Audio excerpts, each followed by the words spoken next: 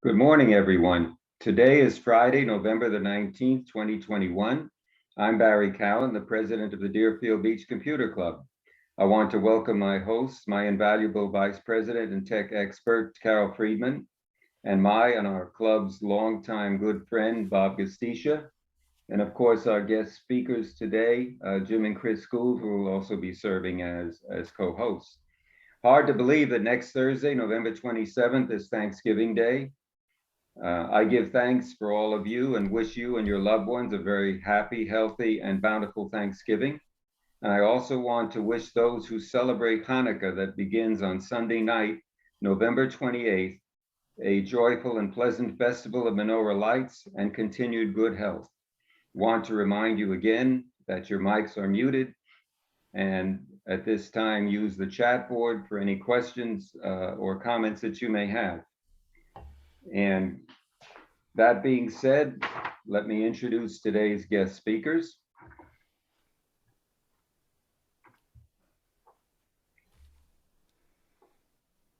Jim and Chris Guld are nationally known, highly popular seminar presenters, also known as the Geeks on Tour. They've been professional computer trainers since 1983, and they've been one of our most popular presenters in our classroom and Zoom classes. They travel the country by RV and specialize in teaching technology to travelers. Chris is a nationally recognized platinum level Google Photos product expert who wrote the book on Google Photos, and we sent you a link to that page in the invitation email. I know we're in for a very informative and entertaining presentation, so let's welcome today's special guests, Jim and Chris Guld. Let's give them a virtual applause and a sitting ovation. A sitting ovation. We've got to take him around with us. Oh yeah, he's great. Yeah. I love that. For that introduction. Cool. Wonderful. And Take it away. thank you all. It's great to see some of you, some faces that I haven't seen in a while. Steve, good to see you. And Costello, Bob, I yes. see you a lot. And but the rest of you, it's nice to see you again. We have presented several times live at the Deerfield Beach Computer Club and a couple of times now on Zoom. And looks like we're going to be stuck on Zoom for a while longer. We have a few things I'd like to, if you have questions as we go along, don't wait, put them in the chat and maybe preface it with a cue so that we can single out the questions opposed to the comments, and maybe put in if you have an Apple or an Android so she can. She's doing all the work here. So I just have to do a little housekeeping here and we'll get on with the show. Yeah, I look forward to going back to live presentations when we actually see you face to face, but I am so thankful for Zoom. It has meant that we've been able to continue and even expand the teaching that we do because everybody was forced to learn how to use Zoom. So now we don't have to worry about it. We just say, we're going to do it on Zoom, and everybody's there. Right. Really, really thankful for Zoom. Okay. And thank you for inviting us. Mm-hmm. So I want to stop that video and we'll continue on with this one. I like that. What we're doing today is a hodgepodge. I got together with Barry and we talked about this a little bit. But first, just a little bit about who we are, in case there's anybody is anybody in the audience? A raise of hands has never seen a Geeks on Tour presentation. Simon, okay. Okay, we got a couple. All right. We got a couple. We'll go through it then, but not spend too much time. Okay. So who are we? First of all, we are geeks, and we can prove it because we wear these silly propeller beanies. Now, another word for a geek is a propeller head, right? So we wear these so that we don't take ourselves too seriously and we can still get some stuff done. But we are technology geeks. We are not the Geek Squad. I will not fix your computer, sorry to say. And we are travelers. But Yeah, we're teachers. She's the real teacher. I see a message in the chat already. Where are you geeks home based? Yeah, and I keep forgetting to say that because, yeah, we are in Fort Lauderdale, Florida. Just down the road here Just, yeah. from you guys, and So when we have you a meet townhouse. live, We have a we're townhouse happy here, to come. and it's very close. And yeah, enjoy it. Yeah, but you can see from the map there, we used to be full-time RV. We did not have a house at all, and we traveled all over the country for 14 years. So we visited a lot of other APCUG clubs around the country. Okay. So, Our newsletter. Sign up for our newsletter if you don't get it already. They're free, geeksontour.com, or you can scan that QR code there and get it from that. Okay. so yeah, you can do that even right from the screen if you want. And just to make sure everybody knows how to scan a QR code, I know that's another of those skills that everybody has to learn during the pandemic because restaurant menus are on a QR code now. But I do have a little tip. So first of all, you don't need an app. You used to. You don't need an app anymore. Both Android, or most all Androids anyway, and iPhones, all you do is open the camera and focus on the QR code, and it should pop up with a link for you to tap on. All iPhones will, and most Androids should, but you might have to change a setting. So how many of you tried and it does not work just by opening up the camera and focusing on it? Okay, yeah. So, and I'm assuming you guys are Android then? Yes. Okay. Okay, let me show you the key. If it has it. Now, not all Androids, but if you have a relatively new phone, and especially if it's a Samsung, your camera can scan a QR code, but the setting must be turned on. So here's the camera on my Samsung, and here is the settings button. And there it is right there. Scan QR codes. If yours is off, then just focusing your camera does not scan the code. But if yours is on, then that's all you have to do. Now, if you do not have that setting, then sorry, you do have an Android that requires an app in order to do the scanning. And the iPhone also has a setting, but it comes by default turned on, whereas the Android one comes turned off. But let me show you that. So here's my iPhone, and there's the settings. And you just go to camera, and same thing. It has an option to scan QR codes. If that is off, then pointing your camera at a QR code doesn't work. So I think you want it on. Just so convenient to be able to scan QR codes that way. All right. So here's the summary of that. Camera settings for scanning QR codes. No app required. You just need your phone's camera. On the iPhone, you go to Settings, Camera, Scan QR Code. On the Android, you go to Camera, Settings, and then Scan QR Code. Okay. So today is a hodgepodge, as I said. We got together with Barry, and he just threw out some ideas, and what we came up with is we're going to cover copy and paste.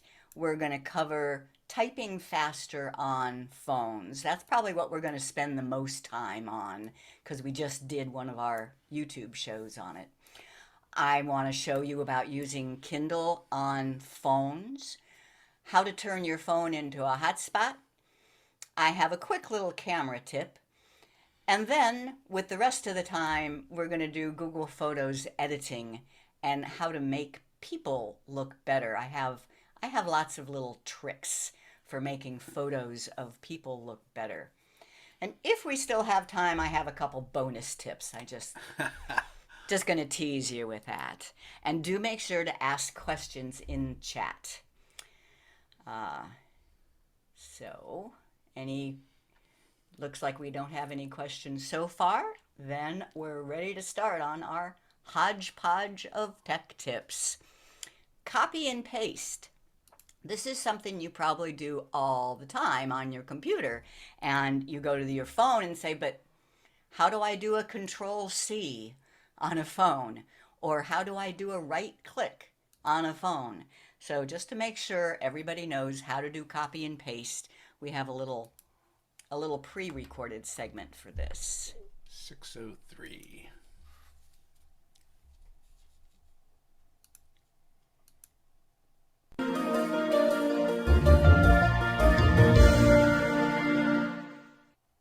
Copy and paste on mobile devices. Copy and paste is something people have been doing forever, so matter-of-factly on computers, but it kind of eludes them when it gets to mobile devices. So I just want to make sure everybody knows how.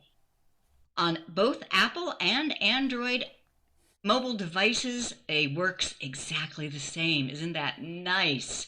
And long press is the key. So you long press until some little markers pop up. You drag them to what you want to see. Then you choose copy. It'll pop up on the screen. Go to the place you want the text and long press and paste. Let me show you how. They say it works exactly the same on iPhone and Android. I'm going to show you on my Android Samsung phone. So what do I want to copy? I'm going to go to a browser and geeksontour.com.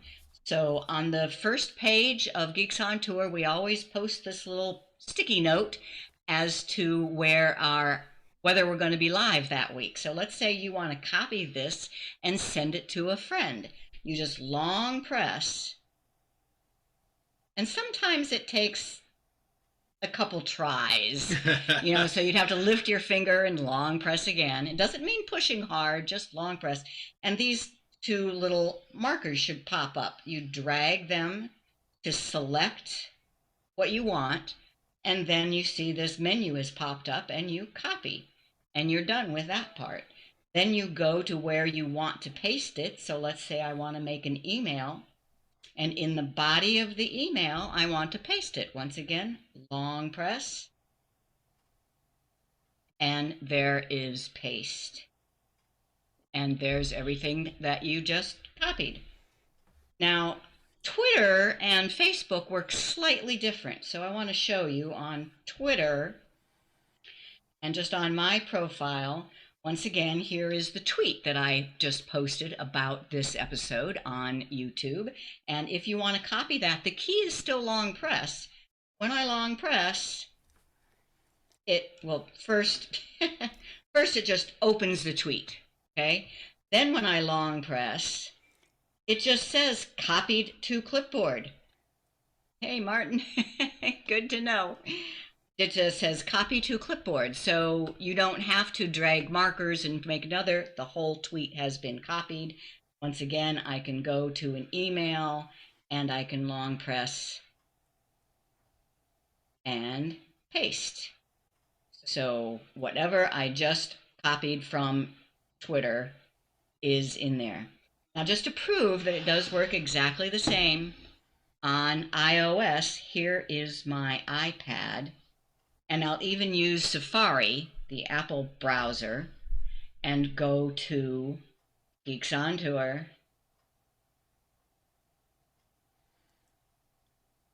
And see that little sticky note at the top and long press. And I get these little markers. I can drag and select everything I want and copy. And I can even go to the Apple email program and make an email, and in the body of the email, long press and paste. So that is copy and paste. Long press is the key. Long press on phones is kind of like a right click on a computer. All right. Yeah, whenever we do a hodgepodge of phone tips, I end up saying right click a lot. I mean, long press. Sorry, long press.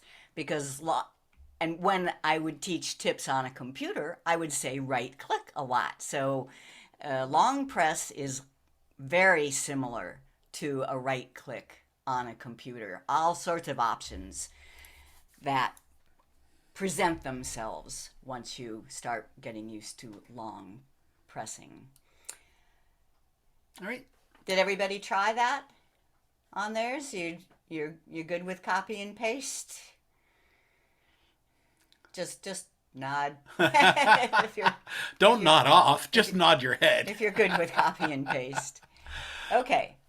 So if the text that you want is already somewhere, then copy and paste is the fastest way to get it into your document.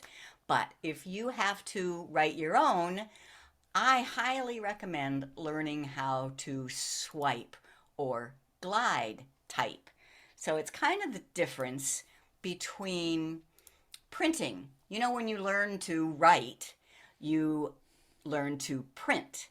Each character had to be defined separately, and then you learned how to do script writing. Then you left your pencil on the paper the whole time, except for in between words. Same idea with this swipe typing. It started off on Android, but it is now on iPhone. Everybody can do this. And I do have another little pre-recorded segment. 555. Hi, this is Chris Guld with Geeks on Tour, and I want to show you my favorite way of typing on these little keyboards on your smartphones. I don't like having to tap key by key, so I'm just going to type Mary Had a Little Lamb. And I have to tap each letter, and I have to type the space bar in between. That is just painful. I prefer to do what's called swiping or gliding, which means I just rub my finger, one finger, and I only lift up in between words. So Mary had a little lamb. Notice it's putting in a space for me automatically.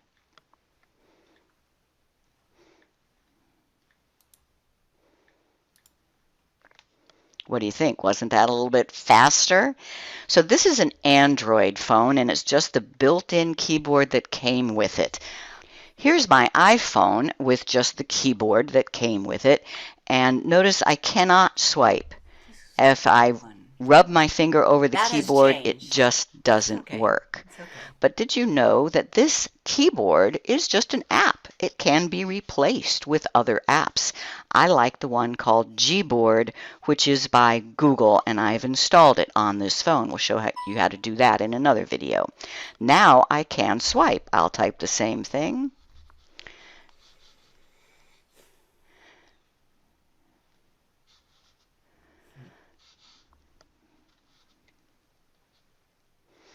And notice I didn't even get to the E there, but it figured out what I wanted. Oops, but it got that one wrong. If I tap back on there, I can fix that.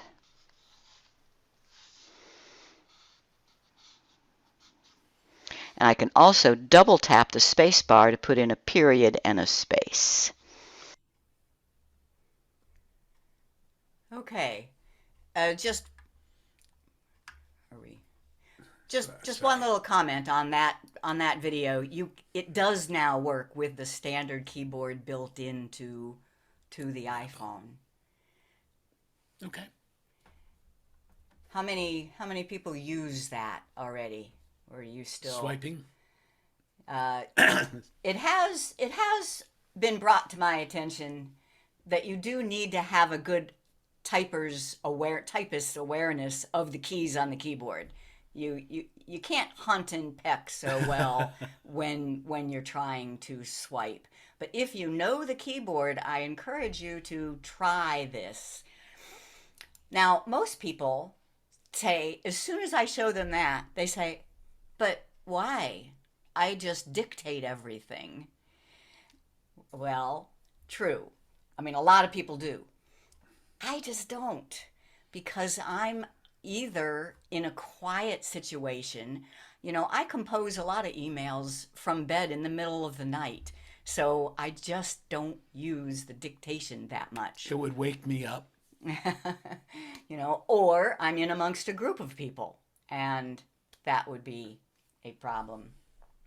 But let me just give you a little bit more description of how that works.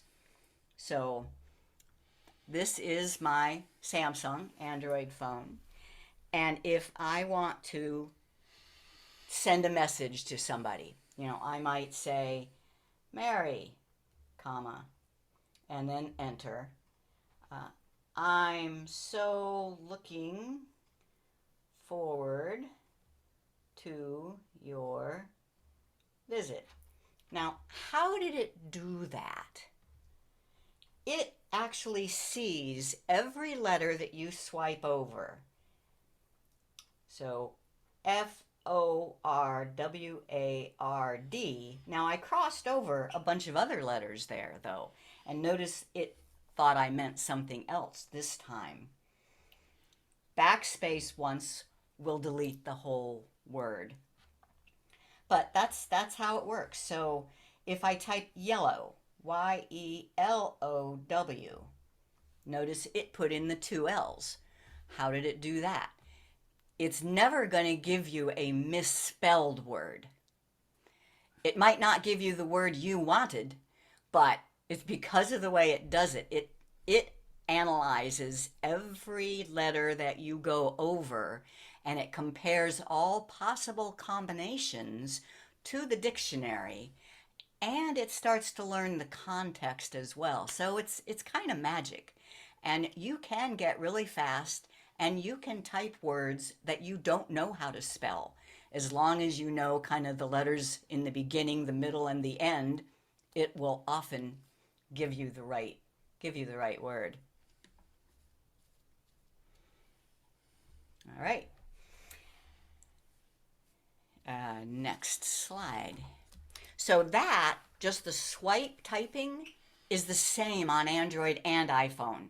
So now I'm going to go and do one or the other. You learned keyboard in first grade? You must be young. Wow. Wow. Yeah, I remember those typing tests. And I remember intentionally not getting good at it because I didn't want to be a secretary, and that's what I would have been. So just a comment, I mentioned that we did the whole typing faster on a smartphone in episode 222 of our YouTube show. So I just want you to know, what is that? If you go to geeksontour.com, our website, there's a menu item that says YouTube show, and all 223 episodes are listed there. So, and anybody can watch the YouTube video for any of our shows. And we encourage you to use them for programs. If you didn't get a speaker one meeting, see if bringing up one of our shows will do the trick. You are welcome to it. All right, so a few more tips on the Samsung keyboard.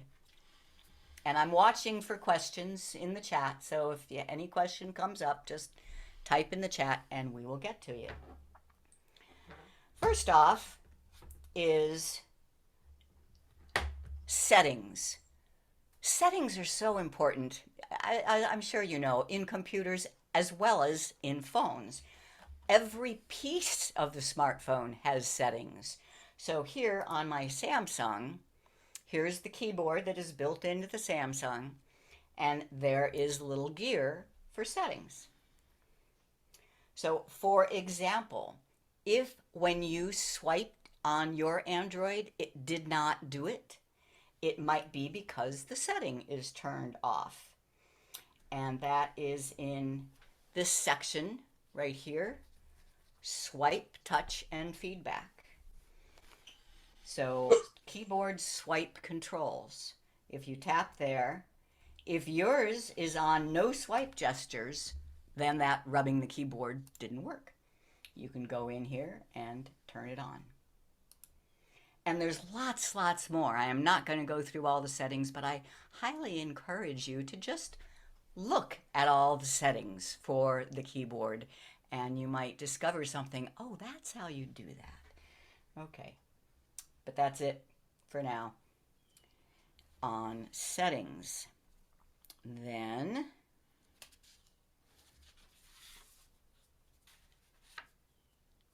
what's next? Dictate. Okay, so dictate. Whenever the keyboard is up, you should see a microphone. Oops. And this is both on Android and on iPhone. Just right on the keyboard. On the Android, the little microphone is at the top. On the iPhone, it's next to the space bar. On the iPhone, oops, where'd it go?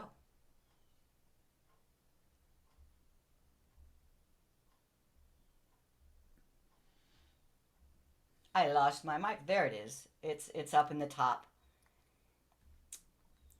On the Gboard, not on the one. Every time you press this little globe, you get a different keyboard. So there's the normal one. Well, we'll get there in a second. All right, I know what I did wrong. I was in the address, and they say, well, you can't dictate an email address. When I tapped down under compose email, there's the microphone right where I expected it, next to the space bar. All right.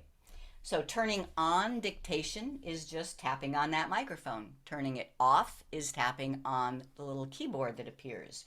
So that's ready to dictate. To turn it off, there is the little keyboard icon. So now it's off. So if I really want to type something, it doesn't like that I'm not giving a real email address here. I don't care about the email address. I'm just typing text. So now when the microphone goes away, notice the little left arrow at the edge here. So this bar is doing all sorts of things. Tapping on that left arrow gets you back to the main tools on that bar. So here is microphone. Hi, Mary. Oops, tap to talk. Hi, Mary, comma. I'm so looking forward to your visit, period. Will you be bringing your lamb? Question mark.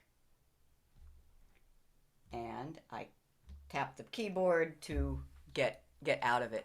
So as I say, there are probably some of you that know a lot more about using the dictation than I do, because I just don't use it all that often. But what if you have something that it got wrong? You have to go in and make corrections. So I want to put a new line in between the hi Mary and the I'm. Here's a trick. You know, one thing that's missing on the phones is a trackpad. Don't you wish you had a mouse or a trackpad? You do. If you long press, there's that word again, on the space bar, your whole keyboard now turns into a trackpad. Can you see the cursor moving at the top as I move my finger? So that can come in real handy. I use the trackpad to position my cursor to the left of the eye. Now I can press enter and fix what I wanted to fix. Okay. Next. So that's making correct, and that works the same on iPhone and Android. So I'm going to go through everything on the Android, then I'll just go over to the iPhone to show the things that are different. Oh, I never got a count. I can see most of you, so how about just a raise of hands on how many have iPhone? Okay, that's a lot. How many Android? Okay. Looks like we're fewer Android than iPhone. So I'm going to do both. We always find that our audience has both.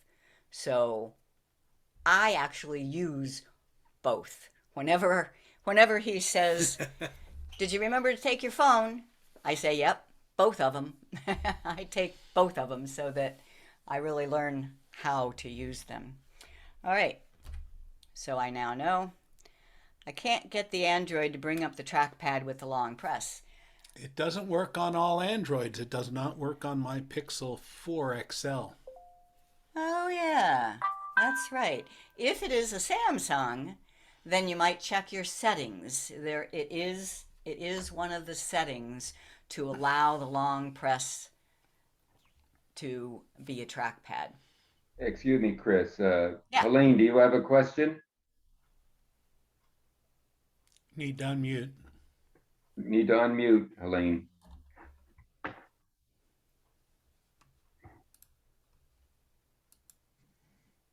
No, I don't have a question. Oh, okay. Your hand is raised probably from raising for Android or iPhone. So And Oh, Joan yeah. Fleming had her hand up too. Okay.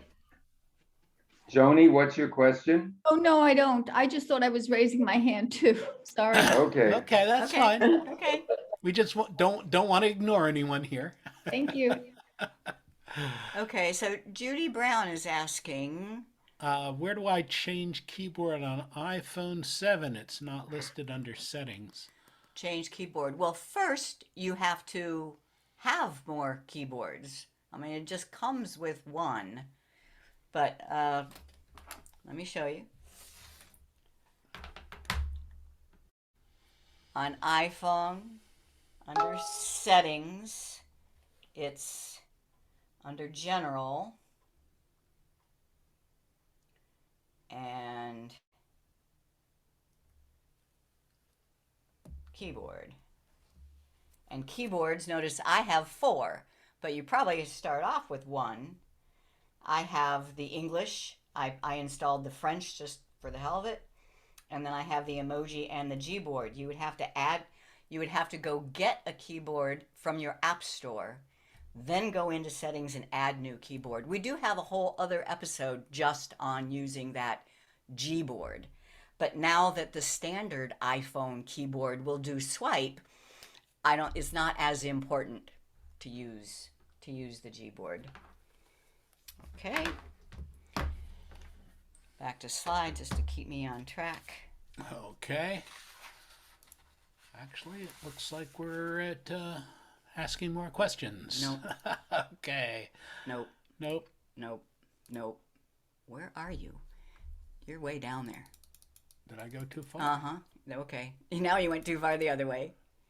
No, we went there. We went okay. there. Okay, we have nope. Ah, Right there. sorry. We've done 1, 2, 3. We haven't done 4 and 5. All right. So shortcut for punctuation and special characters. Once again, it's a long press. So if I want to put a question mark and I have really good eyes, I can see that the question mark is on top of the M.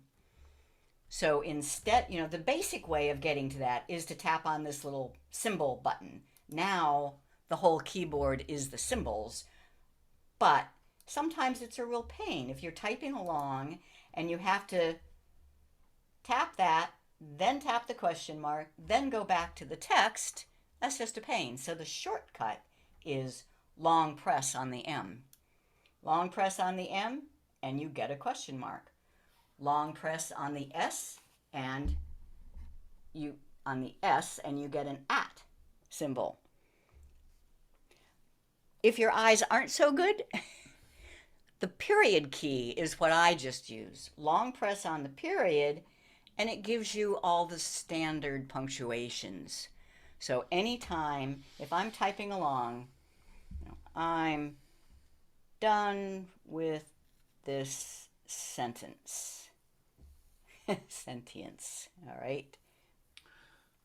See there, it spelled a word, but it Yeah, wasn't the right word. Not the word I wanted. So I'm going to hold down on the space bar and get my cursor in position to backspace and fix that word.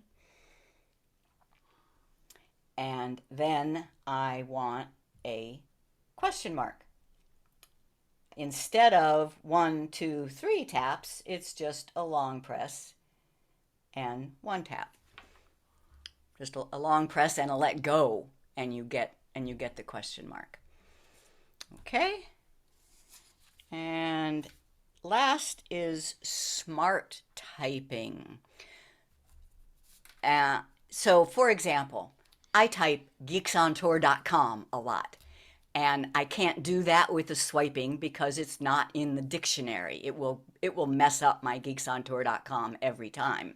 So I make a shortcut, GOTC, and when I tap the space bar, it will fill out geeksontour.com. How do I do that? It's in the keyboard settings and smart typing and text shortcuts. And I tap on the plus to make a new one. It says, okay, what is the shortcut? GOTC. What do you want it to spell out? I want it to be a capital G, EEKS, capital ON, .com. And I add. All right. And while I'm in here, I'm going to add one more. Let's say that I do a lot of writing about stocks, and I have this standard paragraph that says, that is a legalese saying, don't take any of this as advice. I am not a stockbroker. You know that language? I am going to call it NOTINV, not investment. And then I'll go get, using copy and paste, where I have that already, which is in my keep notes. So it's this whole paragraph. How do I copy it? Long press, get the markers to highlight the whole paragraph, copy. Now I'll go back to my keyboard settings. Where'd it go? Right.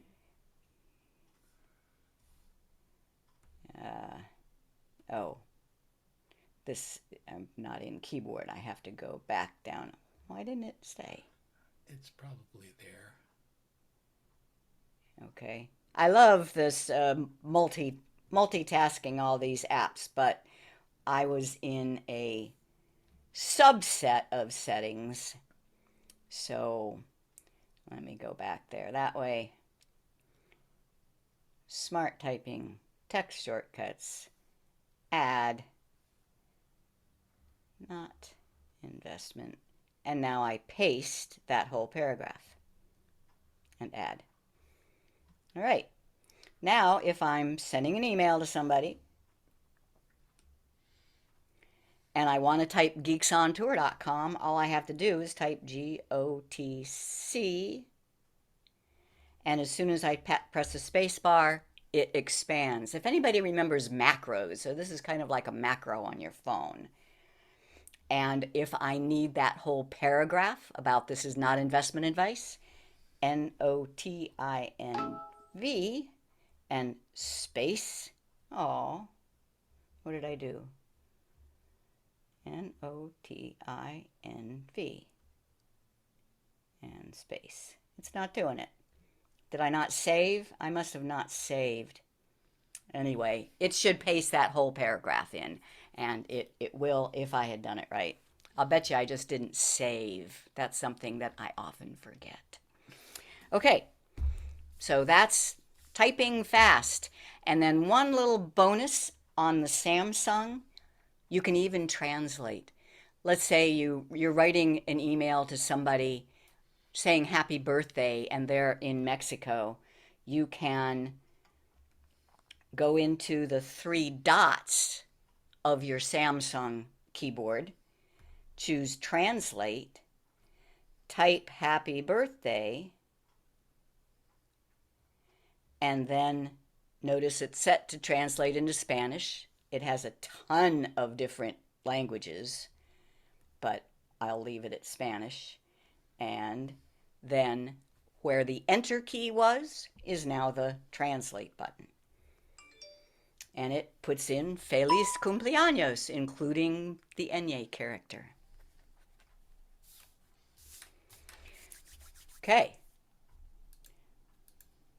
Now we're on to the Apple. Yep. So just the things that are different. You know, on the Apple, the long press on the bottom of the keyboard is what gets to settings. So the settings are different. You can start from settings and go to general and keyboard, but if you already have the keyboard up, you can long press on the little globe and there's keyboard settings right up there. So here is where, if yours was not doing the swiping, then it's this one, slide to type. If that's off, then the swipe typing doesn't work.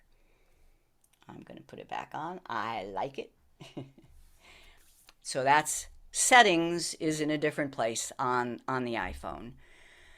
Dictate works the same way as soon as you find the microphone. And if it's in a place where you can use it, it will appear right here. And you just tap it, say whatever you want to say, and it will follow right along with you. The dictation is really, really good these days, period. Tap the little keyboard to say you're done dictating, and there you go. And the next, making corrections, long press on spacebar for trackpad. It should work on your iPhone. So yeah, I long press on the spacebar, and now as I drag around on the keyboard, it has become a trackpad. And shortcut for punctuation, this is slightly different from the Android. Once again, if I'm typing along, I say, let's meet at, and I just want to type one number, 5. That would just be a pain to have to tap the 1, 2, 3, tap the 5, tap the ABC, and then go on. What you do is hold down on the 1, 2, 3. Everything becomes the numbers and characters as you stay holding down on it. Go to the one you want and let go. So that's the shortcut for typing numbers or punctuation on an iPhone. Hold down on that little number button, slide over to the one you want, let go, and you haven't interrupted the flow of text. And yes, Marcia, the iPhone setting is called text short. Is text replacements? Oh, did I have that wrong in there? I could. That's what copy and paste does. You copy from one topic and paste into another, and I don't correct it. So let's see. It's under settings and general and keyboard and text replacement. So on this one, it's already set up. When I type OMW, it prints out on my way. If I want to add GOTC for, oops, this one has it the other way around. I have to type geeks on tour.com in there, and then the shortcut is GOTC. And save. Now, when I am typing TC and a space bar, and it types it out. fun. The built-in iPhone keyboard does not have language translation, but it does have the Enye character. All you do, what do you think? I'll say it with me. Long press. Long press on the N, and one of your options is the Enye. Or if you're typing something in German, long press on the O, and one of your options has the umlaut. Okay, I think that's it for keyboard. And yeah, I took a little bit longer on that than I intended. Any questions? You see any there? Okay, please explain how to multitask all the screens. I had to miss a few minutes of your talk. That was Mackie's. The multitasking is different on Android. Actually, it's getting, yeah, okay. On the Android, the way I got into multitasking was this button here, the 3 lines. That means bring up into the center of your screen an image of all your recently opened apps. Now on yours, isn't it? It's a swipe from the bottom. On yours, on the Pixel and on the on most iPhones, new iPhones. Swipe from the bottom. Here. Okay.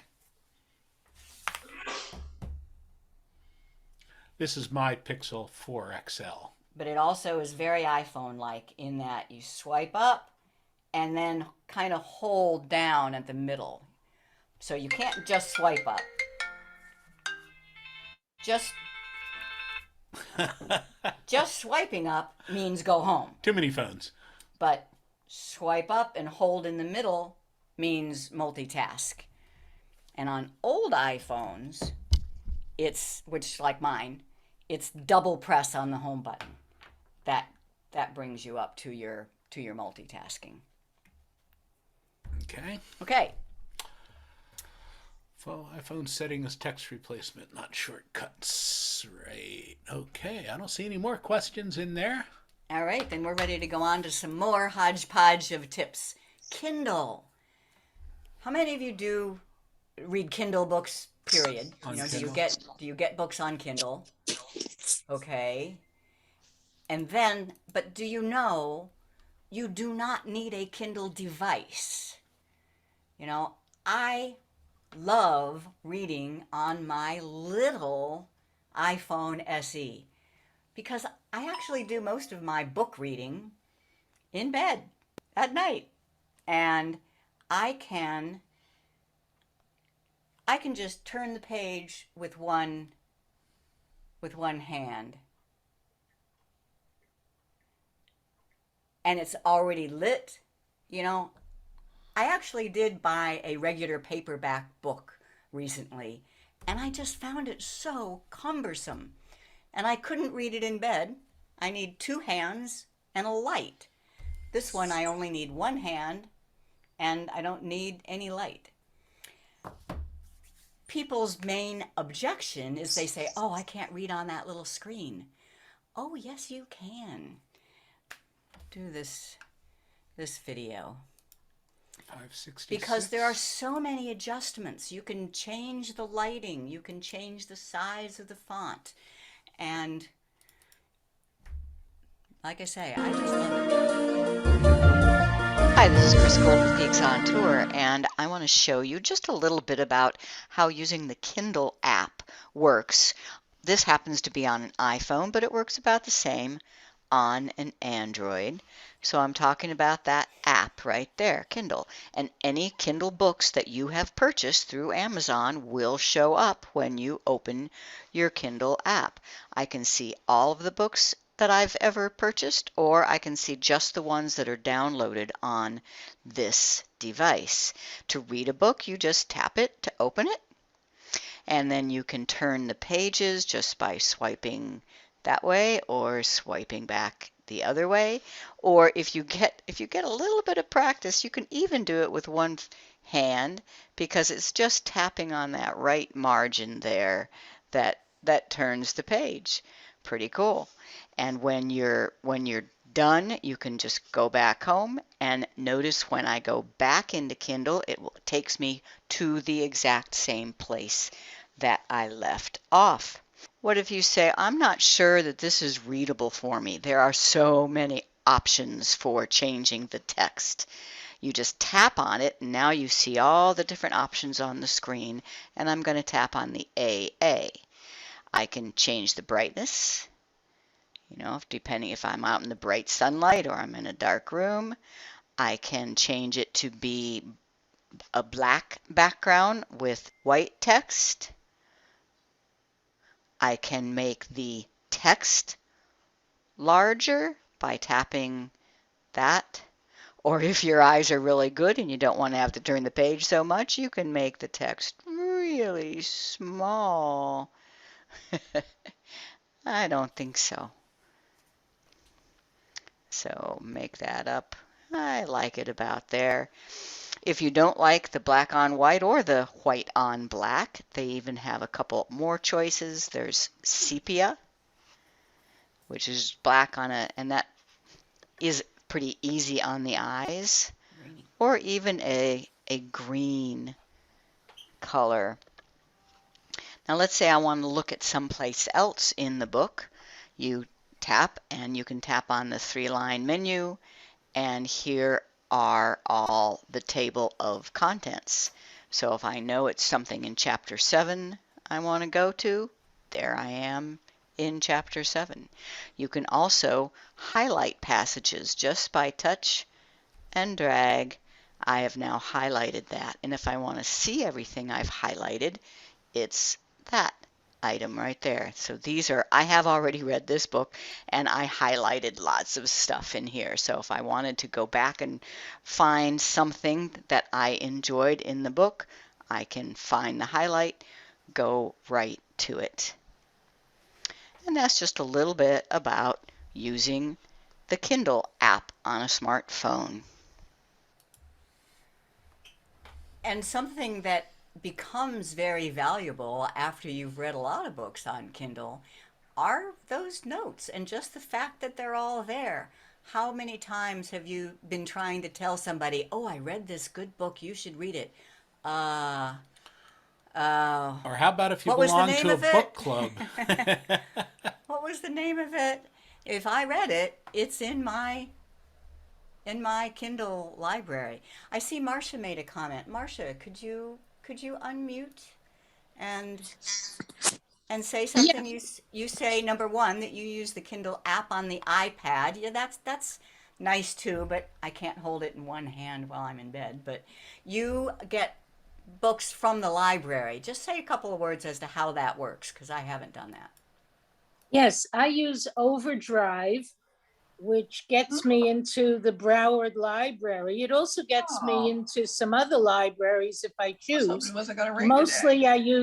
Mostly I get books from Broward County Library, have signed up for a library card.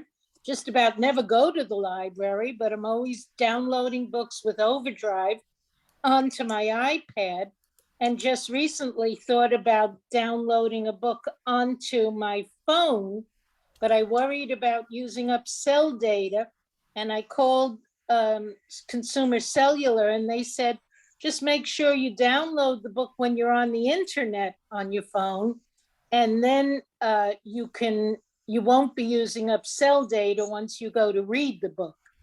Right. It's one of my favorite things to do also with my phone when I'm somewhere where there is no Wi-Fi, because you download the book all at once. Now it's on your phone.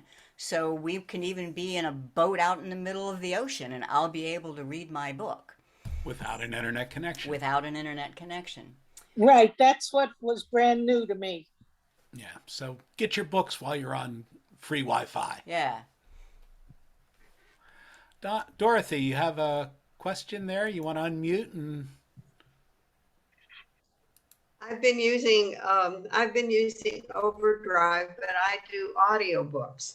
And if you, Chris, if you say that you like to listen to them or read them at night, I set my audiobook for like a half an hour, and it's the most soothing thing, and it puts me to sleep. And then the audiobooks I can use in the car If I go to the doctor, I put earbuds in. And so I always have audiobooks downloaded on my phone that I get from the library too. Yeah. Excellent. Yeah, we use the audiobooks when we travel as we're traveling by RV. It's a great way to get some books out of it. Yeah. But I am curious, when you get it from the library and overdrive, they disappear after some amount of time or something, don't they? You have 2 weeks, but then if you haven't read them, you can renew. You can renew. Okay. I And just then, really go ahead. no, and so if I find that I haven't finished the book, then I just go ahead and renew it. If I finish the book, it'll say that it's expired, and then I delete it from my phone or my iPad. So it's wonderful. And there's a great selection, and the categories tell you what is available and what's new and everything from Overdrive.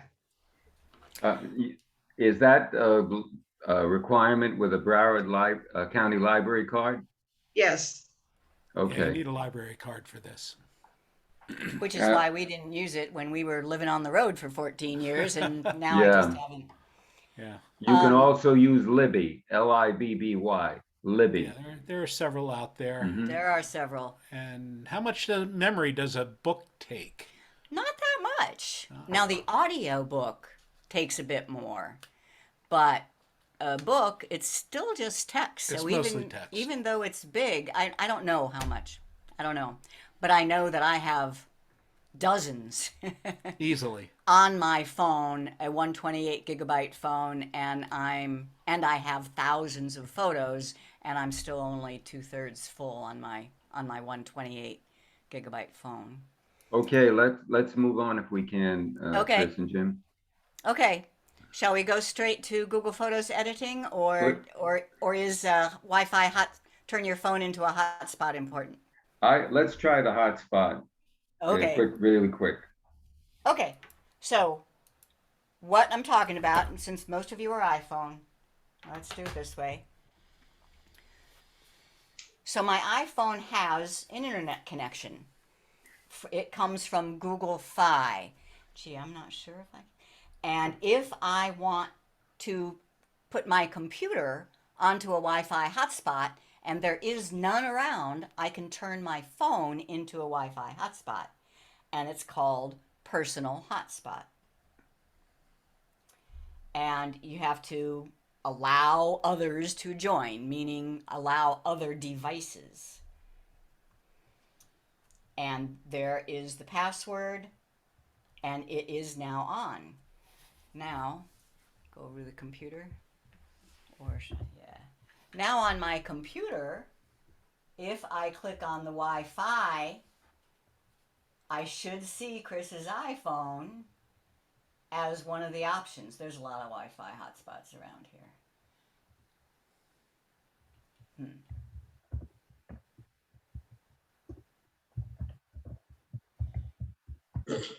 Well, that's how it works. Let me, oops.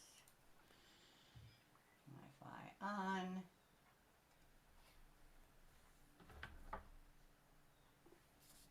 All right. Well, my phone, this Google Fi, actually isn't. It's probably because of the Google Fi that it is not available.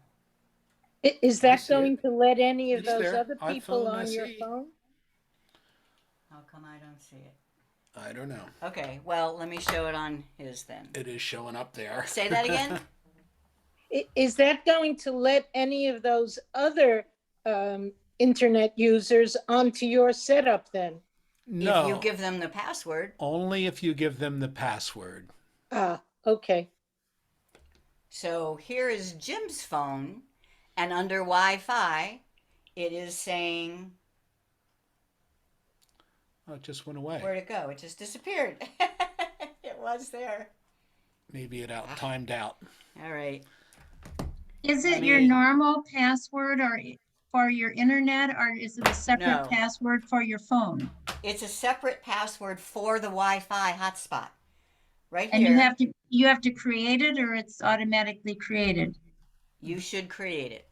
They create one for you. You can change it. You can back up here and type any password you want. Okay, thank you. Okay. And it's the same thing on the Android. Just looks a little bit different. Settings and connections. And there's Chris's iPhone SE. Because she just turned it back on. Ah. And connections and mobile hotspot and tethering. And turn it on.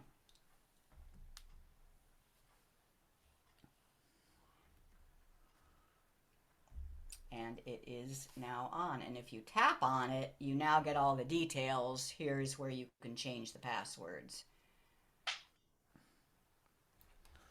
Okay? Any questions? Now, where does that come in handy? It comes in handy a lot if you're traveling, and you're not in a Wi-Fi hotspot. If your phone has a cellular connection, but realize whatever you connect to that Wi-Fi hotspot is using your cell data. So, it's not free. Okay. Let me just, I know, what? Oh, we're okay on time. You say I can go to 11:30, right? 11:30 tonight? Yep. Okay. Oh, well, just to get us into camera mode here, my favorite little tip on Samsung. Have you ever seen something you want to take a picture of, but by the time you got your phone out of your pocket, unlocked it, opened the camera, it was too late to take the picture? So how do you quickly open the camera? Most all Android phones I've seen double press the power button. So I'm just going to double press the power button and it goes straight to camera. And what I love about that is it's even if I'm in an email or I'm reading a website or I'm on Facebook, I see something I want to take a picture of. Double tap the power button, you're in camera. And that works the same on my Pixel 4 On your XL. Pixel. On the iPhone, there isn't anything quite that nice, but you should know that if you turn on your iPhone, you don't have to unlock it to get to the camera. If you look very carefully down here at the bottom, that little button to the right is a camera, meaning if I just swipe over, I'm now in the camera. So you don't have to unlock it. Camera is right there. Alrighty. Now on to my favorite topic, and that is photos. I think you skipped one. Yeah, Google Photos and editing. First of all, Google Photos. That is the icon. That multicolored flower is the icon for Google Photos. So it works just the same, pretty much, on Android as it does on iPhone, and it works on a browser on the computer. But so just to know, the things that I'm going to show you is using Google Photos. It's not using the Apple Photos that came with your phone or the Samsung Gallery. I use Google Photos instead. And you can edit photos. You can make them look better. And that's the button. Yeah, I'm not going to do that. I don't, because not time. I talk too much. You tap that edit button, and that's how you get in. I'm going to start off showing you on the computer. So, how do you get to Google Photos on a computer? Nice picture 4 years ago. Yeah, I know. I know. Well, the topic was how do you make people look better? There are some pictures of people that cannot be helped. And so I'm not even going to try with that one. Thanks So a how do you lot. get to Google Photos on a computer? There is no software. You don't install a Google Photos app. You can install a Google Photos web app, but I don't want to go there. It's a browser. You just go to the website photos.google.com. And if you are logged in with your Google account, you should be seeing your pictures. So these are all our pictures. And I have some already set aside that I think are good examples for editing. So here is a picture of a deer. But if you didn't know about editing, you would just delete this. It's garbage. But don't do that. Click the edit button. It just appeared when I moved my mouse. It's the second button from the left. You click it, and here are the options you have. I always try just clicking on auto. And it has been slow lately. Yeah. Damn. Well, see that it's not even. Am I on the right Wi-Fi? You might not be. I am. It says I'm on. Ha! All right. Plan B. There we go. It's there's something been going on lately that makes it slow on the uptake, but there was just one button, auto, and now you not only see the one deer perfectly, but you see there's a second deer behind it. Now here's one of people, and what's wrong with this picture? It's too dark. They're dark. Edit. Auto. Wait. Wait and wait. Let me just try kicking it with done. And you see the people's faces are brighter now. Just one click. And there's more. What's wrong with this picture? All the water's going to run off the edge of the world. Edit. Then I'm going over to this crop and rotate. You just drag the little marker over here until it looks straight, and then done. So this is editing. I start with the computer because the computer has very few editing features. It's pretty low key, but the phones have a lot more. And let me go to the iPhone then. And the Google Photos app is that one right there. So I call this one Apple Photos. A lot of this you can do with Apple Photos, but that's just not what I'm teaching. Google Photos. And I will find that same album of edit samples.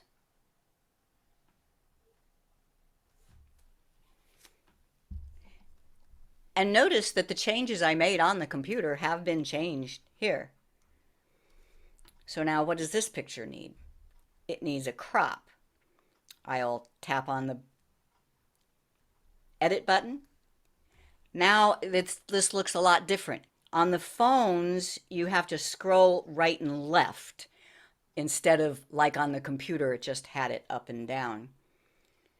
And if I go to crop, you can just use your fingers to get the picture you want and then save.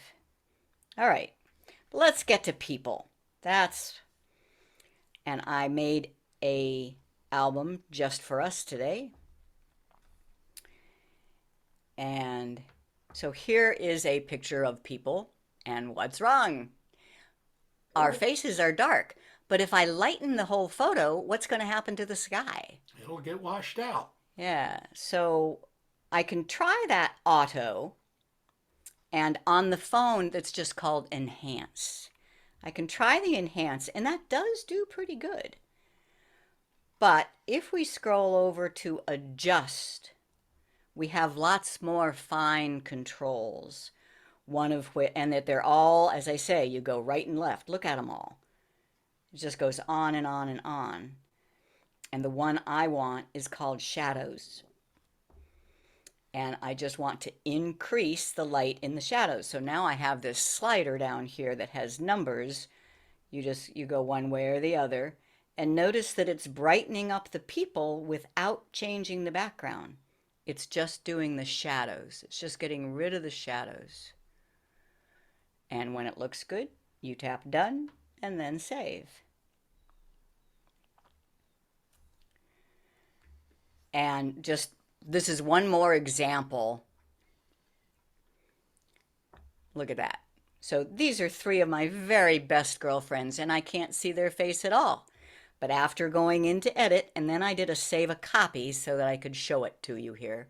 Edit and then increase light in the shadows. There we go. All right. And now here's one. You say, well, what's wrong with that picture? Well, nothing's wrong with it, but just a little bit of editing. I tap on the edit button. First, I'll try an enhanced. That didn't do much. I'll try a dynamic, and notice the multicolored 1 on dynamic. Now that helped a little bit, but I still want to make it brighter. I'm going to go over to adjustment and shadows and brighten that. Isn't this looking better now? I mean, it looks like we have a sunny day rather than, if you long press on the photo, you see what the original looked like. So that's just with some simple buttons in Google Photos. Now, these ones with the red 1, you'll only have those if you subscribe to, if you're paying something. I pay $2 a month for my storage on Google Photos, and that makes me a Google One member. And this is one of the perks of being a Google One member, is you get these additional. And let me show you what some of the additional things are. The additional things have a lot to do with portrait style. So I am going to edit this. This is a picture of Jim and me, but there's 2 people in the background. I don't like having the 2 people in the background. Now, if you get the new Pixel 6, it has a magic eraser. It will actually erase those people in the background. I see Bob putting his thumb up there. Yeah, that might be worth getting a Pixel 6 for. But meanwhile, just in Google Photos, I can mute them.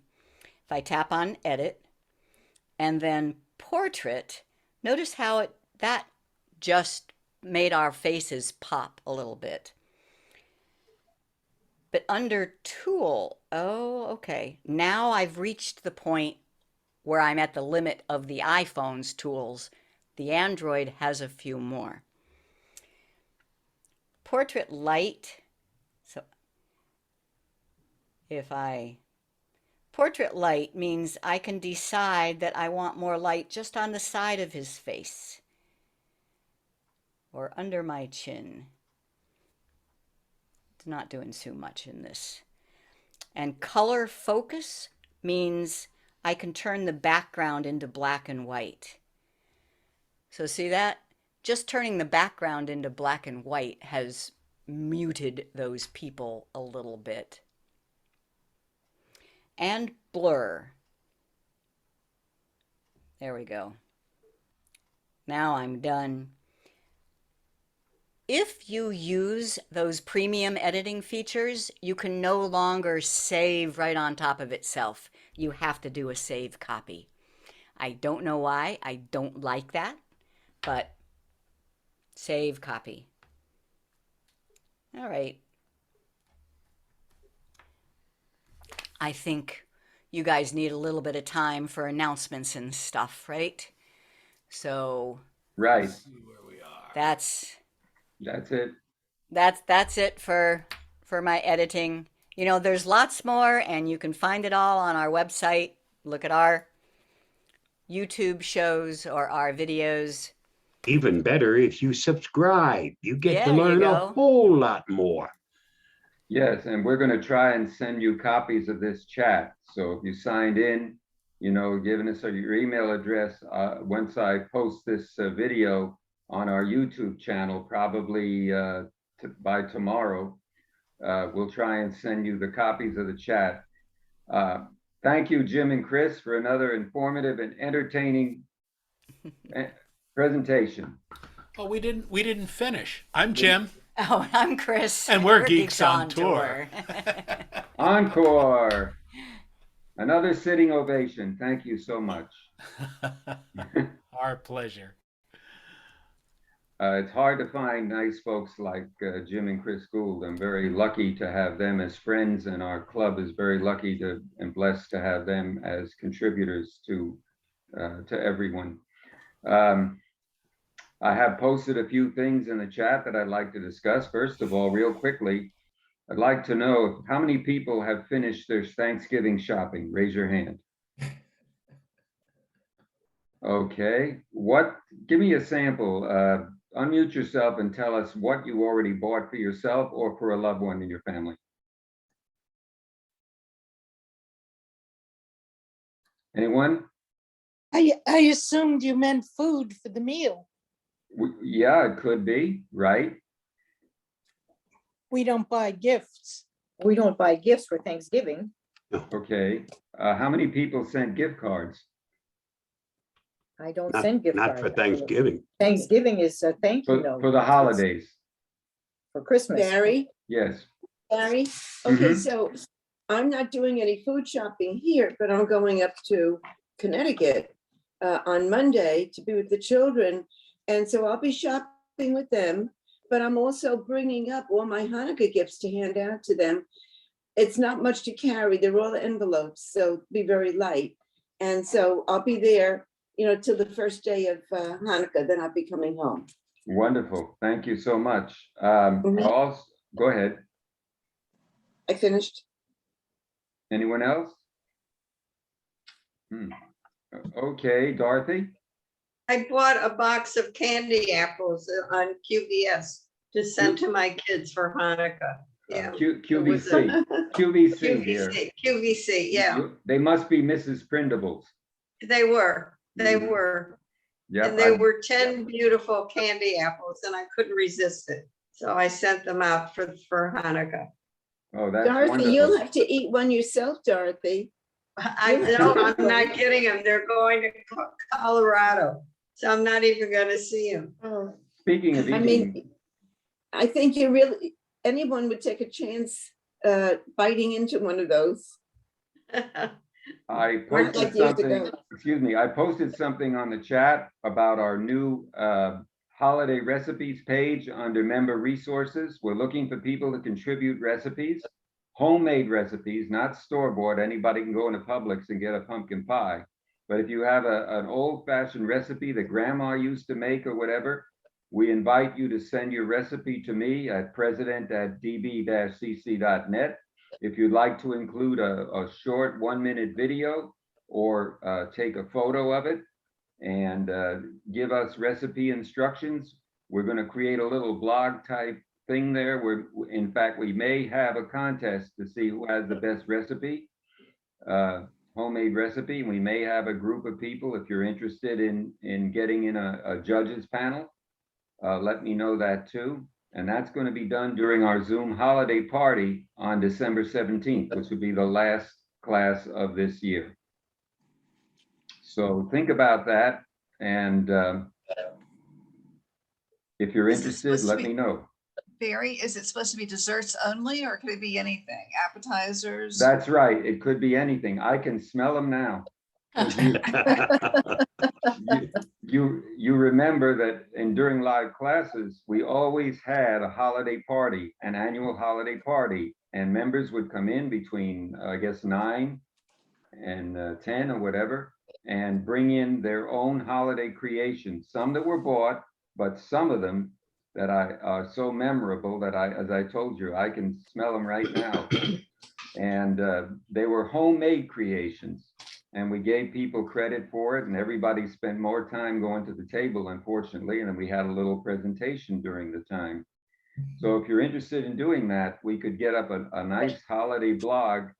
And would anybody be interested in being a judge of the final results of the recipes? We would announce them on the Zoom holiday party date of December 17th, and the winners might get a prize, which we will determine, maybe a check from us, the winning recipe. So keep that in mind. I know a lot of you are good cooks. I know it. I've eaten most of it, although it doesn't look it. Okay, how can we judge tastes or anything on Zoom?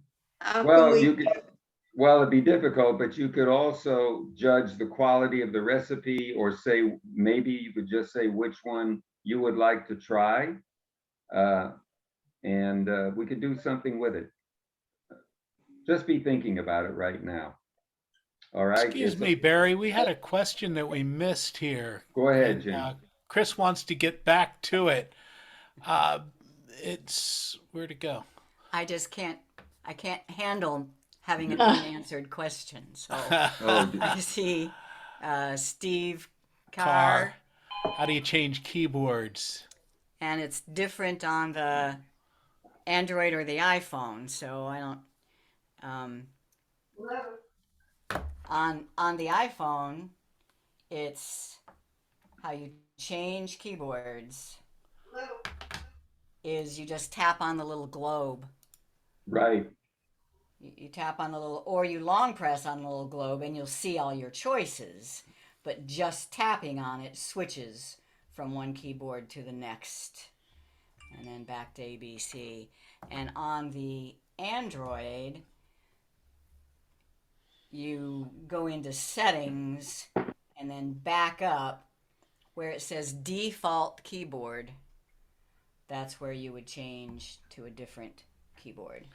And he also asked, how do you get information from a picture? Oh. And once again, what? You tap on the little eye. And can I just have another 2 minutes? Yes. So, because I didn't show you the fanciest thing to make a picture look better, a person especially, is using Snapseed. Snapseed is another free app from Google, and I just want to show you.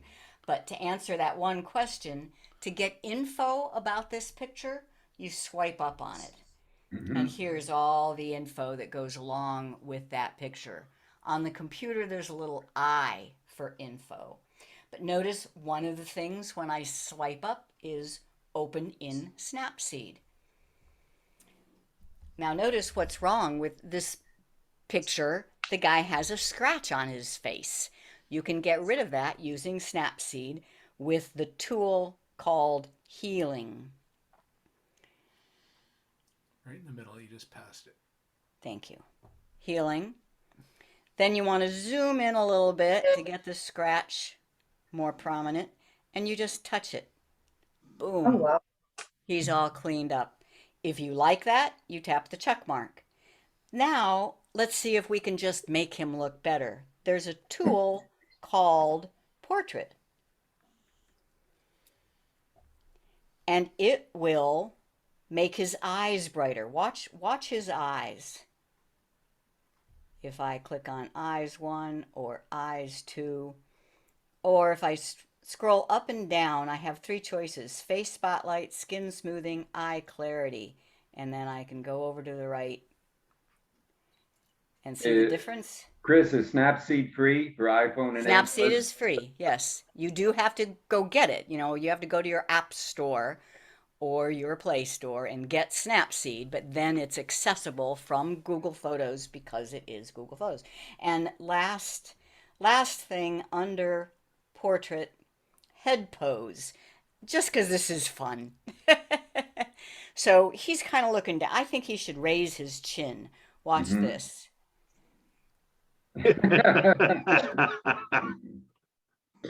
I also think he should smile a little bit more.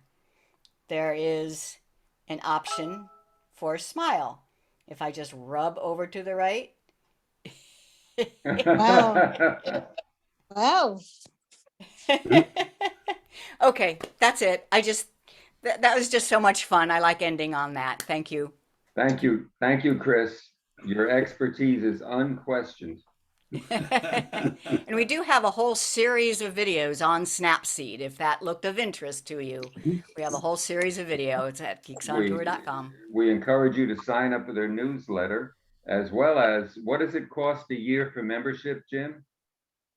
It's $68 for a 1-year membership. Yep. And that gets you all of the advantages of the membership. But if you want to have a recurring membership, it's $58 a year. And we belong to it, and thank you for the license to steal some of your best shows for our upcoming Well, classes. we hope you do. We hope you use it. And if you have any questions, you can always get a hold of us at geeksontour.com. Okay, everyone, it's been a pleasure and thank you very much for your attendance. Thank you. We wish you and your loved Thank you. ones a very happy, bountiful, and Happy pleasant Thanksgiving. Bye. And Thanksgiving, everyone. Happy Thanksgiving. Thanksgiving. When is the next meeting? December the 3rd. Thank you. And the Thanks. next one Happy after that Thanksgiving. is the Thank 17th. you. Bye. Bye. Happy Hanukkah, folks. Happy Bye-bye. Happy Hanukkah. Hanukkah. Bye-bye. Happy Thanksgiving.